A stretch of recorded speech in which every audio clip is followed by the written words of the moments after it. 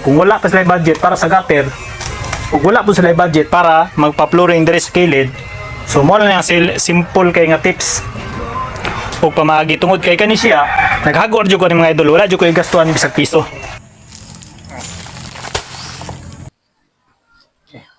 Uno no sa tres.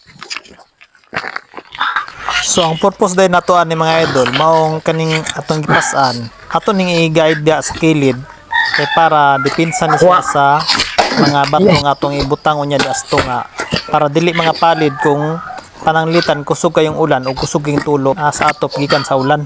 So karon mga idol ang second step na pod nato ang buhaton mga idol mo pod kining paghakot na pod og mga bato mga idol para mao na pod na nato ibutang didto sa tunga sa katong mga sukalo nga semento nga atong gihakot mao na pod nato ibutang sa tunga kay para mao ni mo pugong sa paglukat sa yuta tungod sa kusog kay nga tulo sa atop nga gikan sa ulan. Ug mao na ni karon ang resulta niya mga idol. For today's video,